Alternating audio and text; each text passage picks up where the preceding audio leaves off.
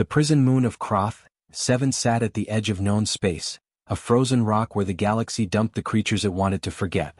The place had no official name among the prisoners. They just called it the end.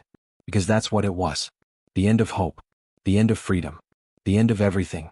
Deep below the surface, past security checkpoints that could stop an army, behind energy barriers strong enough to contain a battleship, there was a cell.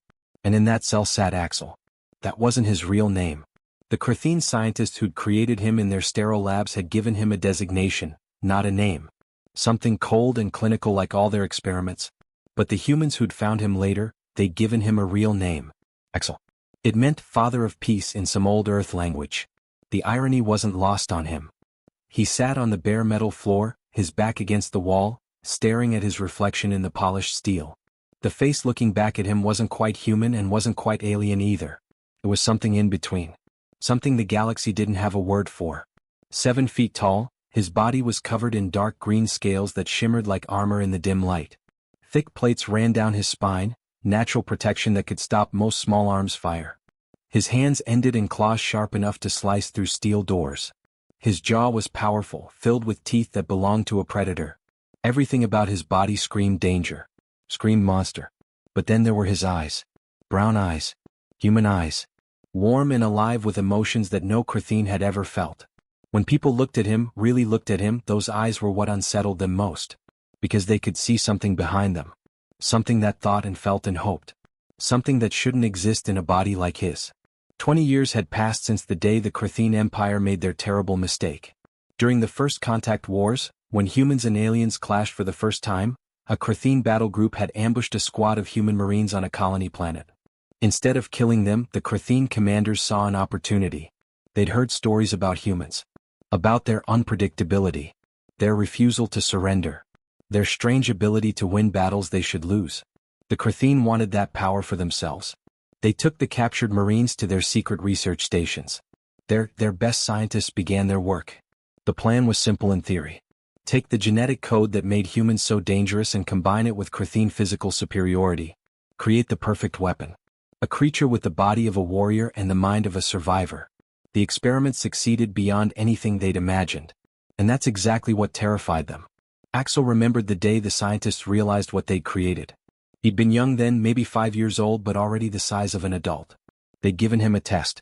A puzzle that was supposed to be impossible to solve. He'd figured it out in minutes. Then he'd asked them why they kept him locked up. Asked them if they had families. Asked them if they ever felt lonely. The questions broke something in them. Because Krothene didn't ask questions like that. They didn't wonder. They didn't empathize. They followed orders and accepted their place in the hierarchy. But Axel did none of those things. He had human curiosity. Human creativity. Human compassion. Combined with Krothene's strength and speed and instincts, it made him something they couldn't control. Not because he was violent or rebellious, but because he thought for himself. Because he cared about right and wrong. Because when they ordered him to kill a test subject, he'd refused and asked if there was another way. That's when they knew they'd failed. Or succeeded too well, depending on how you looked at it. The Krothene abandoned him on a remote colony world, hoping the elements would finish what they couldn't. They left him to die alone. He was 12 years old. But he didn't die. Instead, a human family found him. Tom and Lisa Brennan were farmers on that colony. Simple people trying to make a life on the frontier. When Tom found the strange creature collapsed in his field, bleeding and half-starved, he could have walked away. Could have called authorities. Could have put a bullet in the monster's head and slept soundly. Instead, he brought Axel home. The Brennans didn't see a monster. They saw a scared kid who needed help. They fed him. Gave him a bed. Taught him to read and write. Lisa would sit with him for hours, teaching him about Earth history and literature. Tom showed him how to fix machines and grow crops. Their kids, 2 daughters and a son, played with him like he was just another neighborhood kid. For 15 years, Axel lived as one of them. He learned what it meant to be part of a family. To laugh at dinner table jokes. To help with chores. To dream about the future. The Brennans gave him something the Krothene never could. They gave him humanity. Then the Galactic Council found him. They'd been hunting for illegal genetic experiments, following leads across a dozen systems. When they discovered Axel living among humans, they called him an abomination. A violation of natural law. They said he was proof that humans were dangerous, that they corrupted everything they touched. The council arrested the Brennan family for harboring an illegal hybrid. They held a trial that lasted 3 days. Axel watched from a cage as they sentenced the people who'd saved him. Tom, Lisa, their children. All of them executed for the crime of showing kindness to something different. They threw Axel into the deepest, darkest cell in the galaxy and told him he'd rot there forever. That was 5 years ago. The cell door suddenly hummed. The energy field flickered and died. Emergency lights cast everything in red. Somewhere in the distance, alarms began to wail. A woman's voice crackled through the emergency communication system, cutting through the chaos. Axel? Can you hear me? My name's Emily Travis. I'm captain of the Terran Underground. There was a pause, then, we're breaking you out. Humanity needs you. Axel stood slowly, his chains falling away from wrists and ankles. His claws flexed. His muscles tensed. For the first time in 5 years, something stirred in his chest. Something he thought the Council had killed along with the Brennans. Oh. The beast smiled, and it was a very human expression. The prison shook violently as the first explosion tore through the outer shield generators. Dust and debris rained from the ceiling. Emergency sirens screamed through the corridors, and red warning lights bathed everything in an eerie glow. Guards shouted orders in a dozen different languages as chaos spread like wildfire through Croth. 7. Axel stepped out of his cell for the first time in 5 years. His muscles ached from disuse, but his body remembered how to move. He stretched, feeling his scales shift and his joints pop. The Kratheen had built him to be a weapon. Now he'd see if he still knew how to use that gift. He moved through the corridors like a shadow given form. His clawed feet made no sound on the metal floors. His body pressed against walls as guards rushed past, too focused on the explosions to notice the prisoners slipping through their ranks. The Kratheen part of him provided speed and stealth. The human part provided patience and timing. 3 Kratheen warriors appeared at an intersection, blocking the path to the main hangar bay. They were massive creatures, each one standing over 8 feet tall with natural armor plating and weapons that could punch holes through starship hulls. Their plasma rifles hummed with deadly energy as they raised them to firing position. They hissed something in the Kratheen battle language. A challenge. A warning. Axel stepped into the light where they could see him. He spoke back in perfect Kratheen, his accent flawless. Brothers, I don't want to hurt you. Lower your weapons and stand down. Please. The word please confused them. Kratheen didn't say please. They didn't ask. They commanded or obeyed. That moment of confusion cost them. The warriors opened fire. Plasma bolts screamed through the air, hot enough to melt steel. But Axel was already moving. His reptilian reflexes kicked in, the same combat instincts that made Kratheen such feared warriors across the galaxy. He twisted and rolled, his body flowing like water around the deadly fire. His human mind calculated angles and trajectories while his body executed. He spotted a broken support pipe hanging from the damaged ceiling. In one fluid motion he leaped, grabbed it and ripped it free. The pipe came away with sparking wires still attached. Axel hurled it like a spear, not at the guards but at the light fixtures above them. The pipe struck home. Electrical systems exploded in a shower of sparks. The corridor plunged into absolute darkness. In that darkness, Axel became something from their nightmares. He moved by sound and instinct, striking from angles they couldn't predict. He didn't kill. Didn't maim. That would have been the Kratheen way. Instead, he fought with human precision and control. The first warrior went down with a pressure point strike to the nerve cluster behind his jaw. Unconscious before he hit the floor. The second tried to track Axel by sound, but Axel kicked his legs out and caught him before his head could crack against the metal floor. The third warrior actually managed to land a hit, his fist connecting with Axel's ribs. Pain exploded through his chest, but Axel used the momentum, rolling with the punch and coming up behind his opponent. A quick strike to the base of the skull and the third warrior crumpled. When the emergency lights flickered back on, all 3 Kratheen lay unconscious on the floor. Axel had carefully arranged each one in the recovery position, their airways clear, bodies positioned so they wouldn't choke if they got sick. It was a small kindness. A human touch in the middle of violence. He kept moving toward the hangar. The hangar bay was massive, designed to hold prison transport ships and supply vessels. Right now it was a war zone. Emily Travis and her crew of 5 humans were pinned down behind cargo containers, taking fire from Warden Krell and at least 40 armed guards. The humans were outnumbered, outgunned and running out of time. Emily shouted orders to her people, trying to coordinate return fire, but the situation was hopeless. The Warden's forces had superior positions and overwhelming firepower. This rescue mission was about to become a massacre. Then Axel emerged from the smoke and debris like something out of legend. The hangar fell silent. Even the weapon's fire stopped as everyone turned to look at the creature walking calmly across the open space. Warden Krell, a veteran of 100 prison riots and breakouts, felt something he hadn't experienced in 30 years of service. Fear. Warden Krell, Axel's voice boomed across the hangar, echoing off the metal walls. His tone was calm, almost conversational. I'm walking out of here with these humans. You have two choices right now, and you need to make this decision quickly. He kept walking forward, his claws clicking on the deck plates. Choice 1, you let us go. Your people stand down, we board that ship, and everyone lives to see tomorrow. You'll have to explain to your superiors how a prisoner escaped, but you'll be alive to do it. Axel stopped in the center of the hangar, equidistant between the pinned-down humans and the warden's forces. Choice 2, you try to stop us. Some of your people die. Maybe all of them. Maybe you. I don't want that. These humans don't want that. But we're leaving either way. The only question is how many bodies we leave behind. Warden Krell had ruled Kroth, 7 for 3 decades. He'd broken countless prisoners. He'd crushed rebellions. He'd never backed down from a fight. But he'd also survived by knowing when to fold. He looked at Axel, at the creature that moved like a Krathian warrior but thought like a human strategist, and he understood something clearly. This fight was already over. Stand down, Krell ordered his security forces. Let them go. Aboard Emily's ship, the Defiant Spirit, Axel ducked through the doorway and straightened up inside the cargo bay. The crew stared at him. Jake Miller, the pilot, was a young guy with nervous hands that kept tapping his flight jacket. He couldn't stop looking at Axel's claws. Rachel Hayes, the ship's engineer, was older and tougher. She stood near the engine room entrance with one hand resting casually on her sidearm, ready but not panicking. Emily Travis walked straight up to Axel without hesitation. She was maybe 5.5 feet tall, barely coming up to his chest, but she carried herself like someone twice her size. She extended her hand. Thank you for coming, she said simply. Axel looked at her hand, then carefully took it in his clawed grip, gentle as holding glass. You broke me out. Wasn't really my choice. You always have a choice, Emily said, meeting his eyes without flinching. That's what makes you human. She led him to the bridge where a holographic display flickered to life.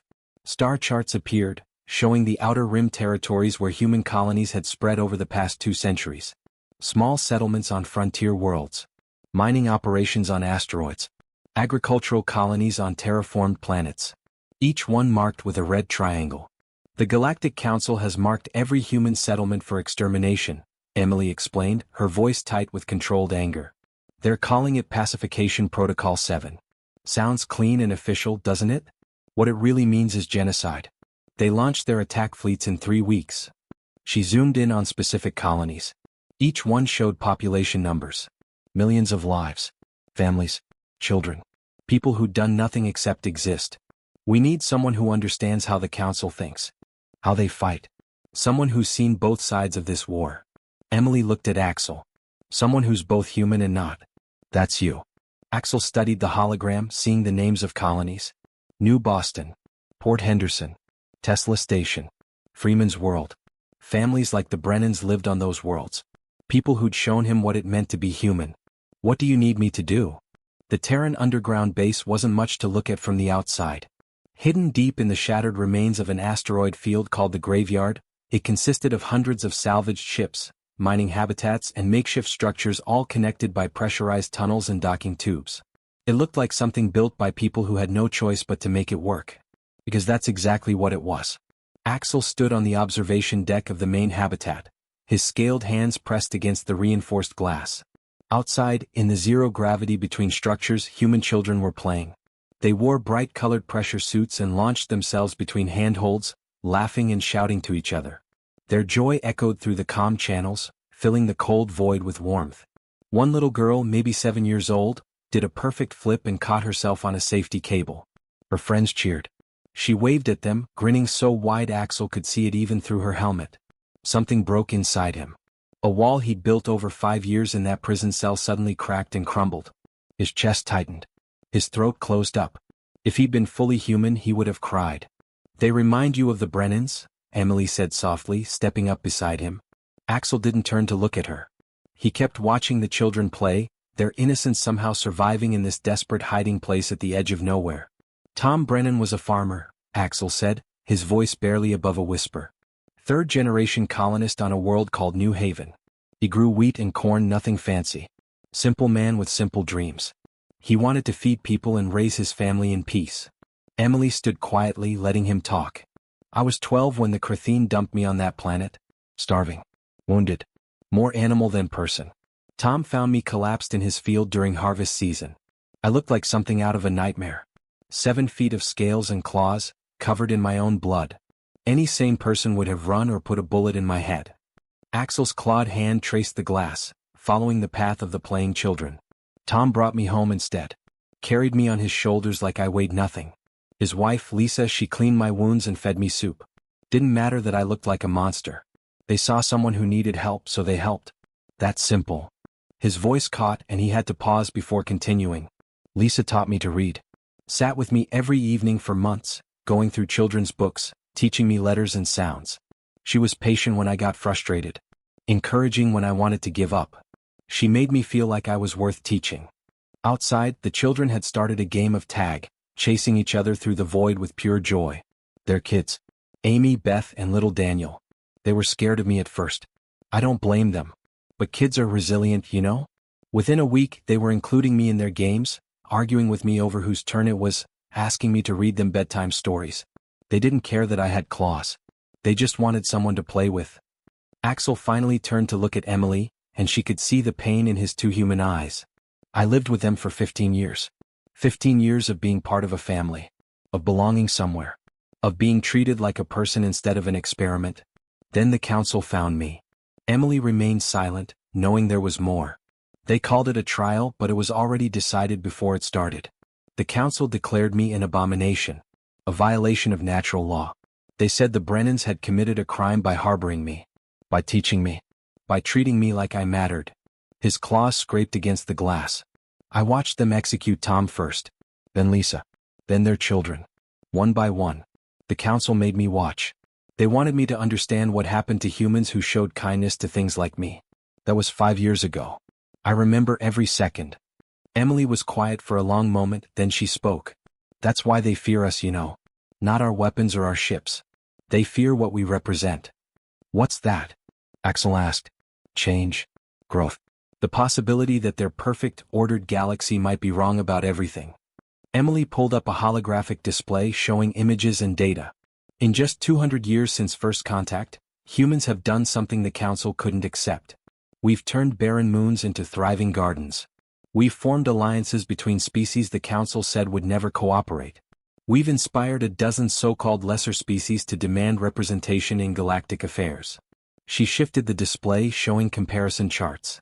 The Council has ruled for 10,000 years through rigid hierarchy and control. Everyone has their place. Everyone knows their role. Then humans show up and start breaking all their rules. We're chaos to their order. We're proof that their system isn't the only way. Axel studied the data, his tactical mind processing the information. Emily brought up another set of images. They showed creatures like him. Hybrids. Failed experiments. Bodies that mixed human DNA with dozens of different alien species. Every major power in the Council tried to weaponize human genetics. The Kratheen created you. The insectoids made their own versions. The energy beings attempted their experiments. Every single one failed. Why? Axel asked. Because they didn't understand what makes humans dangerous. It's not our bodies or our physical abilities. It's our minds, our creativity, our absolutely stubborn refusal to accept that anything is impossible. You can't weaponize hope. You can't control someone who genuinely believes they can change their circumstances. She closed the displays and looked directly at Axel. We've located the Council flagship, Eternal Order. It's currently stationed in the Andrus sector. That ship contains the complete attack plans for their assault on human colonies. Fleet movements, target priorities, command codes. Everything we need to mount a defense. And you want me to steal it, Axel said.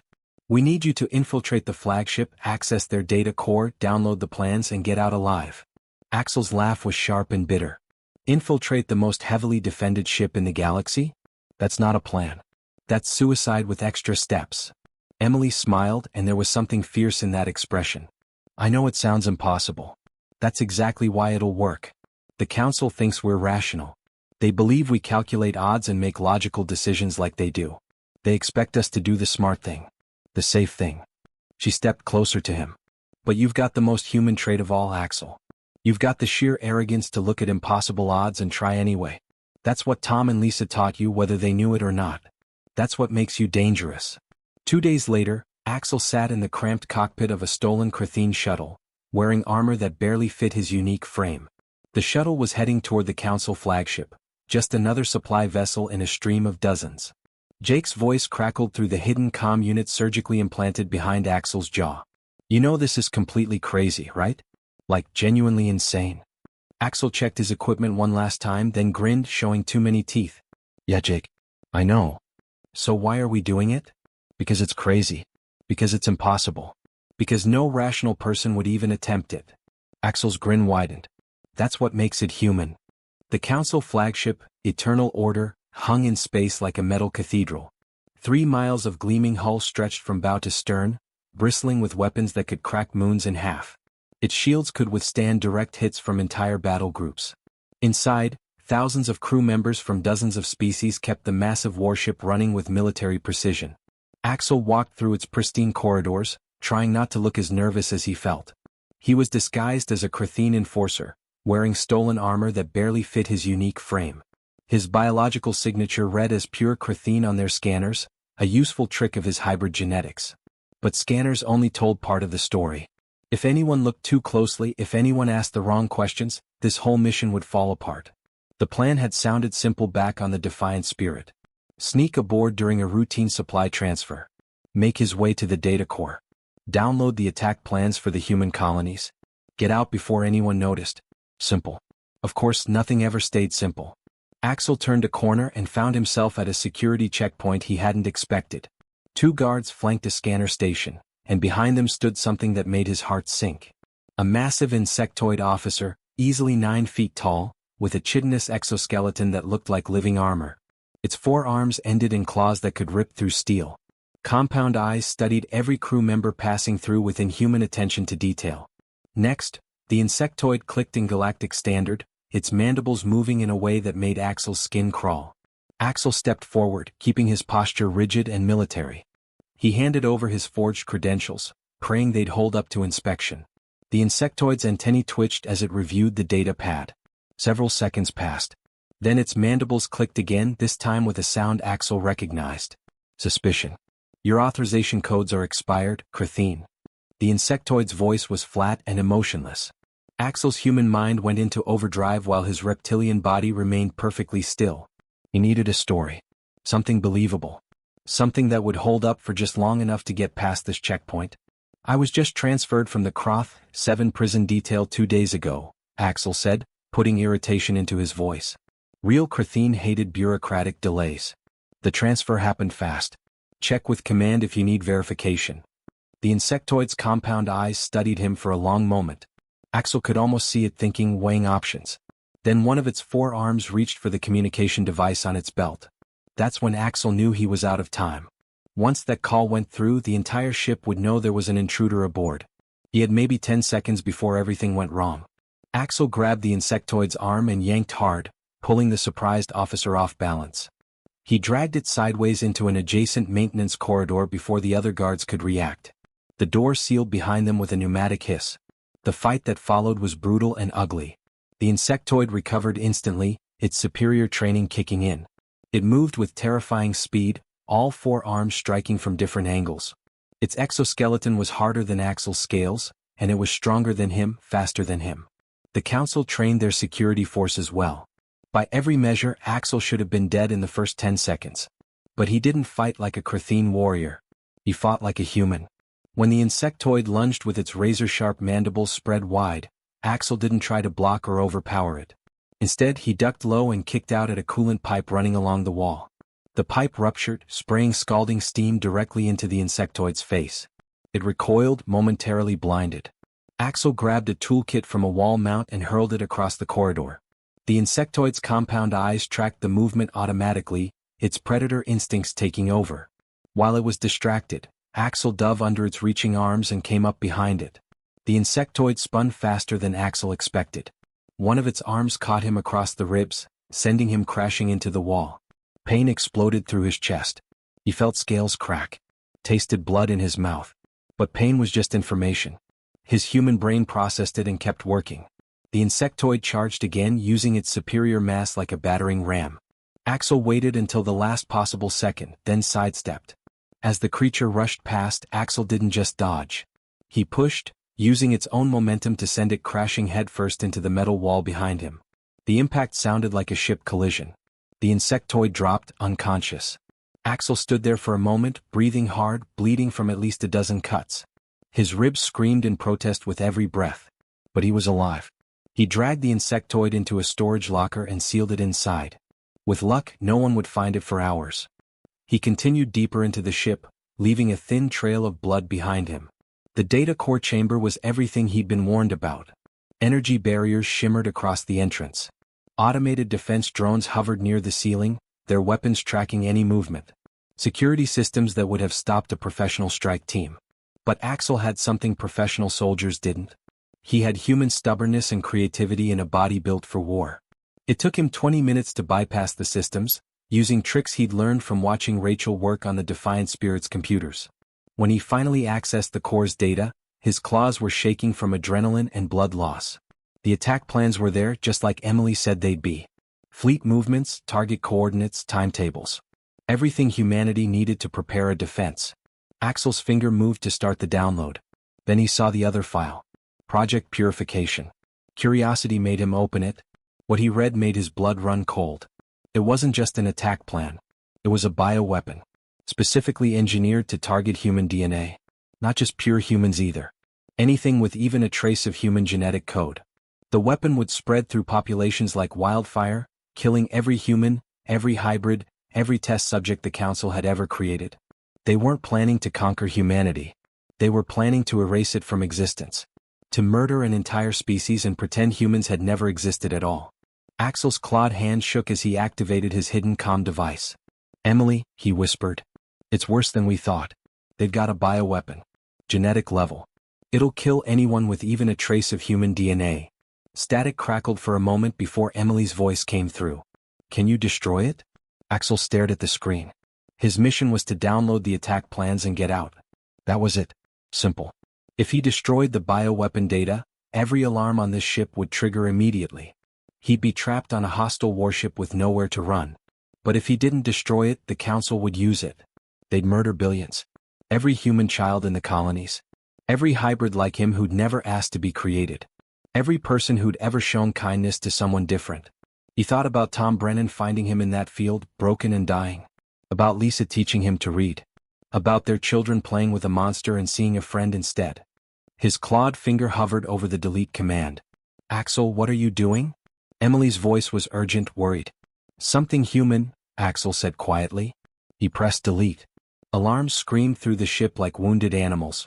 Red warning lights bathed everything in crimson. Automated security doors slammed shut throughout the vessel. Every crew member would be mobilizing right now, hunting for the intruder who just destroyed their most valuable weapon. Axel grabbed the downloaded attack plans and ran toward the hangar bays. He had maybe 5 minutes before they found him. The entire Council flagship transformed into a hunting ground. Thousands of crew members mobilized with one purpose: find and kill the intruder. Axel ran through the corridors, his clawed feet pounding against metal floors, leaving bloody footprints behind him. The stolen attack plans were secured in a data chip pressed against his chest. The ship itself became his enemy. Automated systems sealed blast doors ahead of him, forcing him to double back and find new routes. Ventilation systems suddenly reversed, trying to suck the air from corridors he passed through. The ship's artificial intelligence was attempting to suffocate him, trap him, kill him without risking more crew members. But Axel's human mind kept adapting. When doors sealed, he found maintenance shafts. When the air thinned, he held his breath and moved faster. When defense drones appeared, he used their own weapons against them, timing his movements so their fire hit each other instead of him. Every obstacle the ship threw at him just proved what the Council feared most. Humans didn't give up. They found another way. He reached a communications hub on Deck 7, a room filled with transmission equipment that connected the flagship to the entire Council fleet. Axel stood there for a moment, breathing hard, bleeding from multiple wounds. He could keep running. Try to reach the hangar. Hope Emily's rescue arrived in time. Or he could do something crazy. Something no rational military strategist would ever consider. Something completely human. Axel sat down at the communications console and opened every channel. Every single frequency the council used. He was about to broadcast to thousands of ships, millions of crew members, countless worlds across the galaxy. "My name is Axel." His voice suddenly echoed across the vastness of space, carried by the flagship's powerful transmitters. On bridges of warships and stations orbiting distant planets, crew members stopped what they were doing to listen. "You know me as Experiment 247. The half-human beast the Kratheen created and abandoned. The abomination your courts sentenced to death." On the flagship's bridge, the council commanders stood frozen in shock. A Kratheen admiral moved to cut the transmission, but the insectoid fleet commander stopped him with one raised claw. "Let him speak," the insectoid said. "I want to hear what the creature has to say." "You fear humans because they prove everything you believe is a lie," Axel continued, his voice carrying across the galaxy. "For 10,000 years, you've ruled through conformity and fear. You've built an empire on the idea that strength comes from purity. That order requires obedience. That different means dangerous." On colony worlds across council space, oppressed species stopped their work to listen. In factories and mines where conquered races labored under council rule, the broadcast played over speakers. Even the council couldn't stop it now. The signal was too strong, too widespread. "Then humans arrived," Axel said. "And they showed you something that terrified you. They showed you that growth comes from diversity. That strength comes from choosing to be better than you were yesterday. That anyone, no matter where they came from or what they looked like, could change, could improve, could be more." His voice carried emotion now. Pain and hope mixed together. "The Kratheen created me to be a weapon.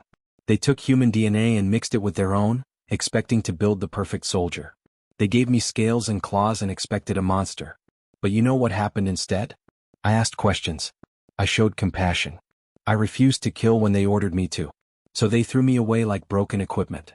In the hangar bays, Kratheen soldiers stopped advancing to listen to one of their own speaking words they'd never heard before. "I should have died on that colony world where they abandoned me. But a human family found me. Tom and Lisa Brennan. Simple farmers. They could have killed me. Could have turned me over to authorities. Instead they brought me home. Fed me. Taught me to read. Gave me a name. For 15 years they showed me what it meant to be human. Not the DNA. Not the body. But the choice. The choice to be kind when you could be cruel. To show mercy when you could show strength. To hope when everything says you should despair." His voice hardened. "Your council executed the Brennans for that kindness. Called them criminals for teaching a monster to be human. Then you locked me away and tried to forget I existed. But I'm still here. And I want you to understand something." Axel stood up from the console, knowing security forces were closing in on his location. "You don't fear human weapons. You don't fear their ships or their soldiers. You fear human ideas.